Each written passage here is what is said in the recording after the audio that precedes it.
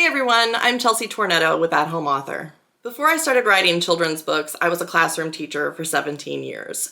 So I always love it when I'm invited back into the classroom to talk about my books. But getting those invitations isn't always easy. So today I'm going to share with you some tips for getting school visits booked so that you can get into the classroom and share your book with students.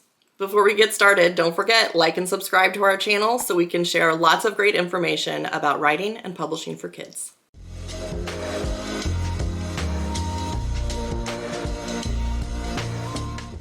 So the first thing to know is that hosting an author visit is a lot of extra work for a teacher. I see a lot of authors seem to think that they are doing the school a favor by offering to come in and read their book, but that's really not the case. A teacher who wants to host an author visit has to get permission from their admin, they have to find a way to pay for the visit, they have to send home order forms, arrange for a time that it will fit into their already busy schedule, and so on. So as you approach these types of visits, make sure you do so with the mindset that you want to do everything you can to make it easy for the teacher and to add value for them so that that extra work is worth it. So the first thing you have to do is be findable. It doesn't matter how much a teacher loves your book. If they Google you and they can't find you anywhere, they're going to move on. I highly recommend having a simple author website that clearly lists your email address or your preferred method of contact. And it doesn't have to be fancy or expensive. Lots of platforms like WordPress or Wix offer ways for you to build a website for free or cheap.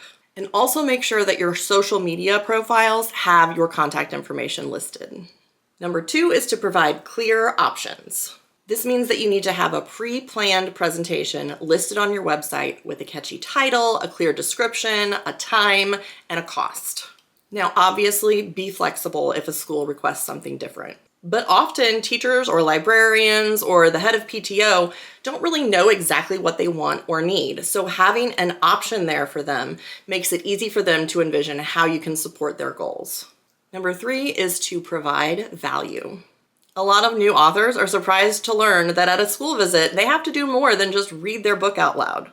You have to do something to add value for that teacher and support them in their learning goals. You can do this in lots of ways.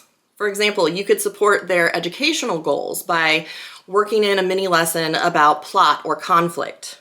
If your book has nonfiction elements, you could teach something related to science or social studies. You can also design your presentation to celebrate a specific event or holiday, like Read Across America Day. Or you could show how your book supports their goals for behavior for their students. Maybe your book talks about bullying or encourages creativity. The point is, you need to find a way to show that your presentation and your author visit is going to add value and help those teachers achieve what they're trying to achieve. Next comes outreach.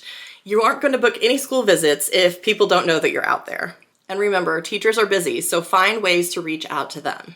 You can post on social media, send physical flyers, or reach out via email to teachers, librarians, or sometimes the head of the PTO. Number 5 is to remember that teachers talk and word of mouth is your best marketing tool. The better your presentation is, the more likely you are to book future visits because of it. So take the time to practice and make your presentation as engaging as possible. I hope this back to school season finds you booking lots of school visits and sharing your book with students everywhere. Thanks for watching.